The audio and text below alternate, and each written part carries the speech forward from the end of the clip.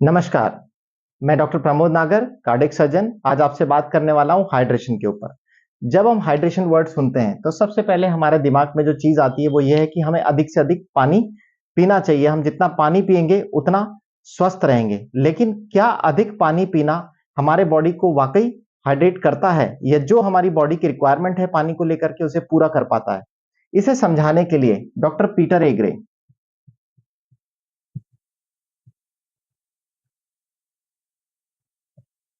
कि शरीर में पानी वाकई जाता कैसे है, कोशिकाओं के अंदर काम कैसे करता है और पहुंचता कैसे, इसे समझाने के लिए डॉक्टर पीटर एग्रे को 2003 में नोबेल प्राइज मिला।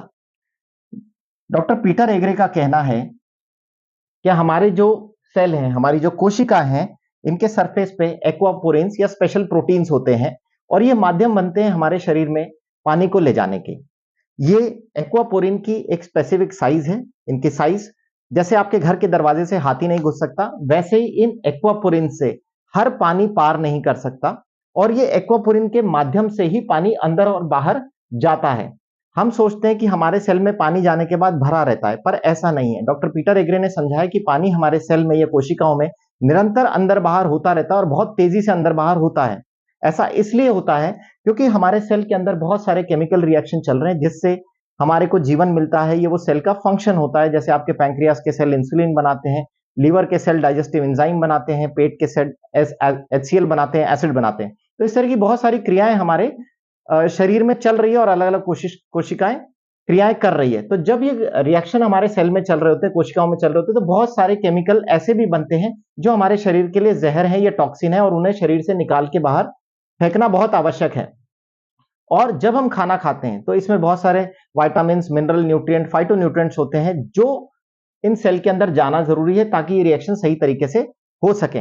तो ये एक्वापोरिन पानी को एक माध्यम बनाते हैं जिसके माध्यम से अंदर के टॉक्सिन बाहर आ सके और बाहर के न्यूट्रिएंट सेल के अंदर आ सके, जिससे हमारे सेल में ये केमिकल रिएक्शन सही तरीके से हो सके। इन सब का माध्यम पानी है, पर पानी को सेल के अंदर बाहर करने वाले एक्वापोरिन्स हैं। ये वो चैनल्स हैं 3 नैनोमीटर साइज के छोटे, जिनके थ्रू पानी अंदर बाहर होता है। लेकिन जैसे आपके घर के दरवाजे से हाथी अंदर बाहर नहीं हो सकता, ऐसे ही सही पानी का होना आवश्यक है इस दरवाजे से अंदर बाहर होने के लिए। तो इन्होंने एक और प्रॉपर्टी बताई कि पानी की माइक्रो क्लस्टर स्ट्रक्चर होना आवश्यक है अगर पानी अंदर बाहर सही तरीके से मूव कर सके। तो ये माइक्रो क्लस्टर है क्या वास्तव में?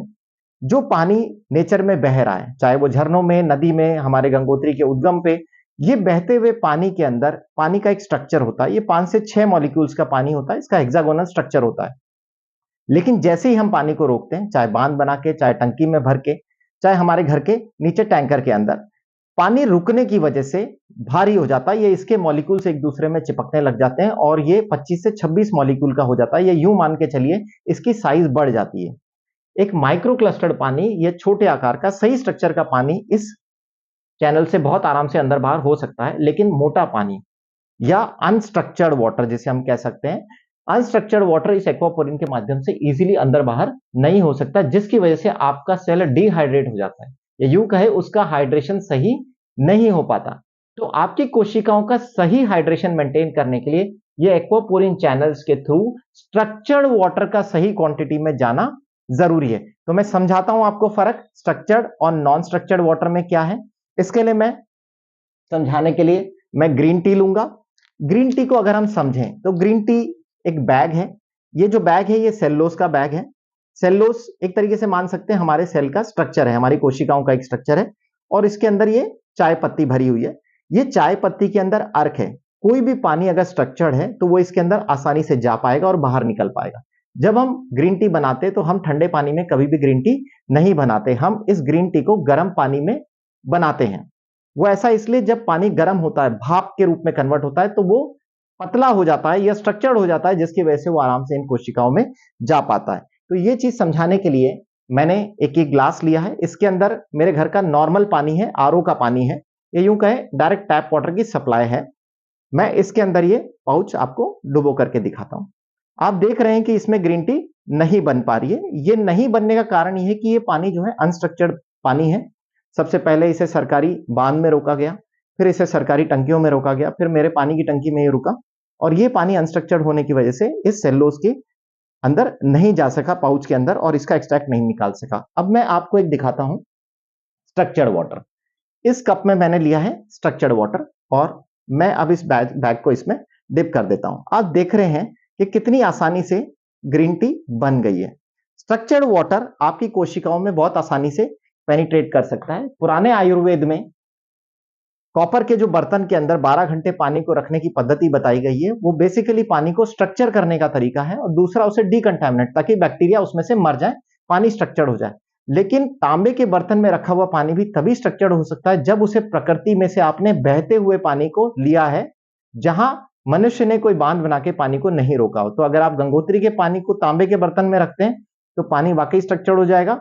वैसे ही गंगोत्री का पानी स्ट्रक्चर्ड पानी है, लेकिन उसी पानी को अगर हम तांबे के बर्तन में रखते हैं तो एंटीबैक्टीरियल गुण भी पैदा करेगा और आपके पीने के लिए अच्छा होगा। लेकिन जो हमारे पास सप्लाई का पानी आ रहा है, ये नॉन स्ट्रक्चर्ड वाटर है और ये आपकी बॉडी को हाइड्रेट नहीं कर सकता।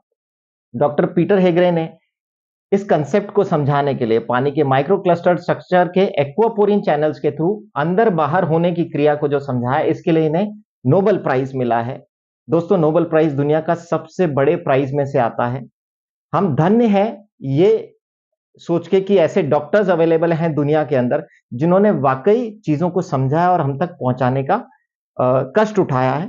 तो अगर हम इस चीज को समझ सकें, डॉक्टर पीटर एग्रे के इस कंसेप्ट को, तो हम अपने स्वास्थ्य को अच्छा मेंटेन कर पाएंगे। क्योंकि एक बुक लिखी गई है, you are not sick you are thirsty. आप उसे पढ़िए, आप समझ जाएंगे कि अगर आपकी बॉडी का हाइड्रेशन सही नहीं है तो आपको बहुत सारी बीमारियां लगेगी, क्योंकि आपके सेल के अंदर केमिकल रिएक्शन सही नहीं होंगे, वो बहुत सारे केमिकल्स बना नहीं पाएंगे और उनके अंदर से टॉक्सिन्स बाहर नहीं निकल पाएंगे और न्यूट्रिएंट्स अंदर नहीं जा पाएंगे, जिसकी वजह से वो सेल खत्म हो जाएंगे और आपको बहुत सारी बीमारियां लगेगी। इनफैक्ट कैंसर जैसी बीमारी को भी आप स्ट्रक्चर्ड वाटर कंज्यूम करके आसानी से सही कर सकते हैं, ताकि कैंसर सेल के अंदर से गंदगी बाहर निकल सके और सही न्यूट्रिएंट जब उसको मिलेंगे तो वो सेल भी हील होना स्टार्ट हो जाएगा।